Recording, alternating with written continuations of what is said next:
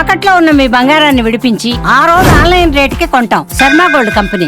నమస్కారం, సుమన్ టీవీకి స్వాగతం. ముందుగా సుమన్ టీవీ ప్రేక్షకులకు శ్రీ విశ్వావసునామ ఉగాది శుభాకాంక్షలు. ఈ విశ్వావసునామ సంవత్సరం ద్వాదశ రాశుల వారికి ఎలా ఉండబోతుంది, ఏ రాశుల వారికి ఎటువంటి శుభ అశుభ ఫలితాలు ఇవ్వబోతున్నాయి, గ్రహ సంచారాలు ఎలా ఉన్నాయి, అలాగే ఎటువంటి పరిహారాలను పాటించుకోవాలి, ఈ విషయాన్ని తెలియజేసేందుకు మనతో పాటు ఉన్నారు ప్రముఖ జ్యోతిష్య రత్న జ్యోతిష చక్ర వైభవ నిపుణ డాక్టర్ రాల్పల్లి రవికుమార్ గారు. గురుగారు నమస్కారం. నమస్కారం.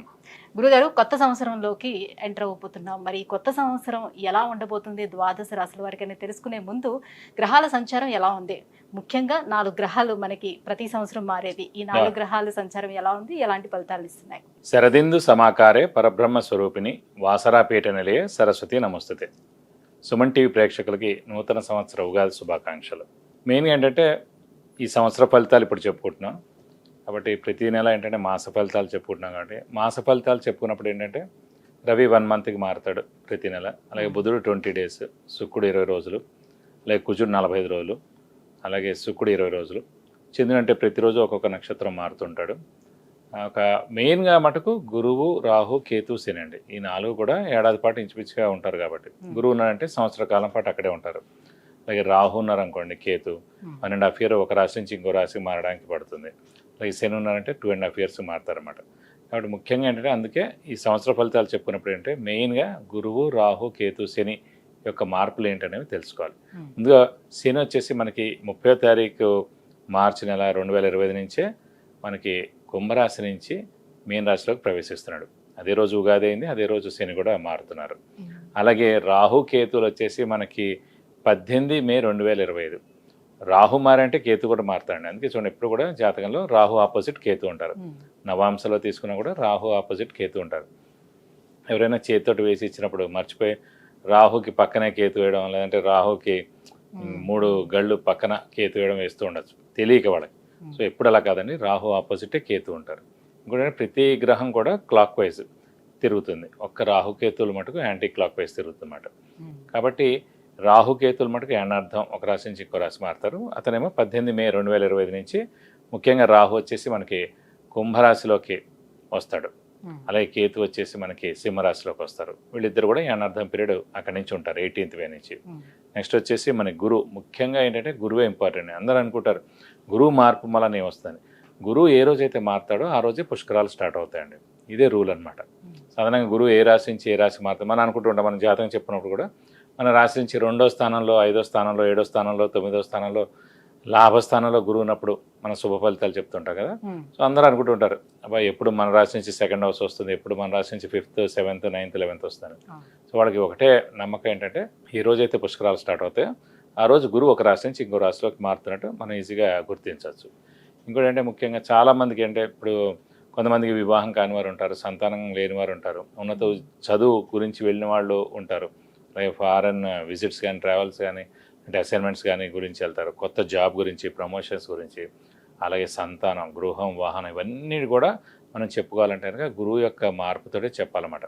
కొన్ని రాశుల వాళ్ళకి లాస్ట్ 2 ఏళ్ళు లేదనుకోండి, ఈ ఏడాది ఉంటుంది. అంటే ఆ ఏడాది వాళ్ళకి 2వ స్థానం కానీ, 5వ స్థానం కానీ, 7వ స్థానం కానీ, 9 కానీ, 11లోకి వచ్చినప్పుడు ఆ సంవత్సర కాలం పాటు. ఓవరాల్ గా అంటే ఈ 4 గ్రహాల మార్పుతోటి దేశవ్యాప్తంగా ఎటువంటి మార్పులు చోటు చేసుకునే అవకాశం ఉంటుంది, ఆర్థిక పరంగా కానివ్వండి? అంటే ఆర్థిక పరంగా ఇవన్నీ కూడా ఎక్సలెంట్గా ఉంటుంది. ఎందుకంటే బుధుడు మెయిన్ వ్యాపార కారకుడు ఎవరికైనా సరే. ఆర్థికానికేమో బుధుడు అవుతాడు, అలాగే గురువు కూడా అవుతాడు. గురువు వచ్చేసి మనకి సంచారం మిథున రాశిలోకి వస్తున్నాడు.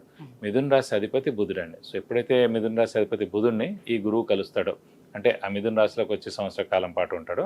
సో వ్యాపార అభివృద్ధి ఉంటుంది, దేశాభివృద్ధి ఉంటుంది, అన్ని విధాలు కూడా చాలా బాగుంటుంది. ప్లస్ చాలామంది అంటే ఇంకా వ్యాపారం విపరీతంగా పెరుగుతుంది, ఎక్స్పోర్ట్ కానివ్వండి ఇవన్నీ కూడా విపరీతంగా పెరుగుతాయి అన్నమాట. వాతావరణ పరిస్థితుల్లో ఎటువంటి మార్పులు? వాతావరణం కూడా చాలా బాగుంటుందండి. ఎందుకంటే శని కూడా మనకి గురువు స్థానం అయిన మీన రాశిలోకి వస్తున్నాడు. ఇంకోటి ఏంటంటే ఆధ్యాత్మిక కారకుడు శని, గురువు, కేతు కూడా అండి. అలాంటి ఆధ్యాత్మిక కారకుడైన శని వచ్చేసి మనకి గురువు రాశి అయిన మీన రాశిలోకి ఉంటాడు కాబట్టి సో ఆధ్యాత్మిక వాతావరణం 2.5 years పరిపూర్ణంగా ఉంటుందని చెప్పుకోవచ్చు. శత్రు దేశాల నుంచి వివాదాలు కానీ అలాంటి చోటు చేసుకుని అలాంటివి ఉండవు. అలాంటివి అయితే ఏ ఇబ్బంది ఉండదు, ఖచ్చితంగా ఉండదు. జూన్ తర్వాత నుంచి ఇలాంటి ప్రాబ్లమ్స్ అన్ని కూడా తీరిపోతాయి. కొన్ని రోజులు ఏంటంటే కుజుడు కూడా నీచ స్థానంలో ఉంటాడనమాట కర్కాటక రాశిలో ఈ మే, జూన్ ఆ సమయాల్లో. ఒకసారి జూన్ వెళ్ళిపోయిన తర్వాత నుంచి మటుకు ఎలాంటి ప్రాబ్లమ్స్ ఉండవు దేశానికి మటుకు. గురుగారు, కన్యా రాశి వారికి మరి గురువు, శని, అలాగే రాహు, కేతువులు ఈ గ్రహాల సంచారం ఏ రకంగా ఉంది, ఎలాంటి ఫలితాలను వీళ్ళకిస్తుంది? గత ఏడాది అయితే చాలా బాగుంది, మరి ఈ ఏడాది ఎలా ఉంది? కన్యారాశి అనగానే మనకి ఉత్తర 2, 3, 4 పాదాలు, హస్త 1, 2, 3, 4 పాదాలు, చిత్త 1, 2 పాదాలు, ఈ మొత్తం నక్షత్రాల సమూహంతో మనకి కన్యారాశిలోకి వస్తుంది. ప్రస్తుతం గురువు మటుకు 10వ స్థానంలోకి వస్తాడండి. అది కూడా బాగానే ఉంటుంది, ప్రాబ్లం లేదు. 6వ స్థానంలో రాహు ప్రవేశిస్తాడు, ఏనార్థం ఉంటారు, అది చాలా మంచిది. అలాగే వ్యయ స్థానంలో కేతు ఉంటారు, అది కూడా చాలా మంచిదండి. శని మటుకు 7వ స్థానంలోకి వెళ్తున్నాడు. 7వ స్థానం అంటే ఇదివరకు కూడా మనం చెప్పుకున్నాం, భార్యాభర్తలు, అలాగే ఇమీడియట్ బాస్, అలాగే వ్యాపారం ఉంటే కనుక పార్ట్నర్. సో భార్యాభర్తల మధ్యన అన్యోన్యత తగ్గచ్చు, చిన్న చిన్న దెబ్బలాట్లు కూడా ఉండొచ్చు. అలాగే బిజినెస్ పార్ట్నర్తో కూడా వైరుధ్యాలు ఉండొచ్చు. అలాగే మనకి ముఖ్యంగా 7వ స్థానం అనేది ఎప్పుడైనా 7వ స్థానం భర్త లేదా భార్య, ఇమీడియట్ బాస్, వ్యాపారం అన్నమాట. కానీ కన్యారాశి అధిపతి బుధుడు అయ్యాడు కాబట్టి, శని బుధుడు మిత్రులు కాబట్టి ఇంత ఉధృతంగా ఉండదండి. సో వేరే రాశులు అయితే కూడా ఖచ్చితంగా బాగా ఉంటుంది. ఈ మిత్రుడు అయ్యాడు కాబట్టి 50% ఉంటాయి కాబట్టి మనం కొంచెం జాగ్రత్తగా మనం ఉంటే కనుక ఇలాంటి ఇబ్బందులు అయితే ఏమి ఉండవండి. అలాగే గురువు మటుకు 10వ స్థానంలో చాలా బాగున్నాడు కాబట్టి నిరుద్యోగులు ఉద్యోగం రావడం, ఉద్యోగస్తులకి promotions, name and fame, boss నుంచి మన్నన, అలాగే మనకి ఫారెన్ టూర్ విజిట్స్, అసైన్మెంట్స్ ఇవన్నీ కూడా ఉండడం. సో విద్యార్థులు కూడా సువర్ణావకాశం అని చెప్పుకోవచ్చు. ఉన్నత విద్య ఖచ్చితంగా వస్తుంది. అలాగే ఫారెన్ వెళ్ళి కూడా చదువుకోవచ్చు వాళ్ళు. సో ఖచ్చితంగా ఉంది. అలాగే వ్యాపారస్తులకి, క్రీడాకారులకి, అలాగే రాజకీయ నాయకులకి, పత్రికా రంగం, యూట్యూబ్ రంగం, మీడియా రంగం, సినిమా రంగం, వీరందరూ కూడా చాలా బాగుంటుందని చెప్పుకోవాలి. ఎందుకంటే గురువు అత్యద్భుతంగా ఉన్నాడు కాబట్టి ముఖ్యంగా. అలాగే రాహుకేతుల బలం కూడా పరిపూర్ణంగా చాలా బాగుంది కాబట్టి ప్రస్తుతం మనకి శుక్రుడు కూడా ఉచ్చలో ఉన్నాడు మే నెల అంతా కూడా. కాబట్టి ఖచ్చితంగా అత్యద్భుతంగా ఉంటుందని చెప్పుకోవాలి ఈ సంవత్సరం అంతా కూడా. అయితే మరి వివాహ ప్రయత్నాలు ఫలించే అవకాశం ఎంతవరకు ఉంటుంది? తప్పకుండా అండి, వివాహ ప్రయత్నాలు తప్పకుండా చేస్తే మంచిది.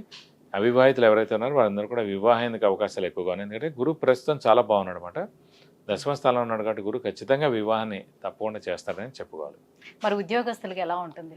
ఉద్యోగస్తులు కూడా పట్టిందలా బంగారం అని చెప్పుకోవచ్చు. ఎందుకంటే 10వ స్థానమే ఉద్యోగ స్థానం ఎవరికైనా సరే. అలాంటి స్థానంలో చతుర్థ సప్తమాధిపతి అయిన గురువు 10వ స్థానంలో చాలా బాగున్నాడు కాబట్టి ఖచ్చితంగా నిరుద్యోగులు ఉద్యోగం రావడం, ఉద్యోగస్తులకి ప్రమోషన్స్, నేమ్ అండ్ ఫేమ్ రావడం, అలాగే మంచి ఇంక్రిమెంట్ కానీ, శాలరీ హైక్ కానీ, ప్రమోషన్స్ కానీ ఇవన్నీ కూడా వచ్చేందుకు అవకాశాలు ఎక్కువగా ఉన్నాయి. గృహ నిర్మాణాలు ఎవరైనా చేపట్టే వాళ్ళు ఉంటే వాళ్ళు ఫలించే గృహ అవకాశం నిర్మాణం ఉంటుంది? మిశ్రమం అండి. ఎందుకంటే మామూలుగా లాస్ట్ ఇయరే అయిపోయింది వీళ్ళకి, కన్యారాశి వారికి భాగ్యస్థానంలో అప్పుడు గురువు ఉన్నాడు కాబట్టి. ఈ ఏడాది మిశ్రమంగా ఉందన్నమాట. బాగా కష్టపడితే ఏదైనా కొనవచ్చు, అదే కనుక చాలా తక్కువగానే ఉందని చెప్పుకోవచ్చు ఈ ఇల్లు కొనడం అలాంటివన్నీ కూడా. ఇక ఆరోగ్య పరిస్థితులు చూసుకుంటే ఎట్లా ఉంది? ఆరోగ్యరీత్యా మటుకు బాగానే ఉందని, ఏం ప్రాబ్లం లేదు. ఇంకోటి అంటే మనకి మెయిన్ రాహుకేతులు కూడా మనకి 18 మే నుంచి మారిపోతారు. ఇందాక చెప్పుకున్నాం సింహరాశి వారికి ఈ గ్రహణ సమయాన్ని. అలాంటి గ్రహణ సమయం గత ఏడాది నుంచి కన్యారాశి వారికి ఉందన్నమాట. సో అది తొలగిపోతుంది అన్నమాట మనకి. ఇప్పుడు 18 మే వస్తే కనుక అన్ని విధాలా బాగుంటుంది. మరి ఇంకా ఎటువంటి పరిహారాలు పాటించుకోవాలి? శని 7వ స్థానంలో ఉన్నాడు కాబట్టి. ప్రస్తుతం 7వ శని ఉన్నాడు కాబట్టి వీరు కూడా సేమ్ అండి.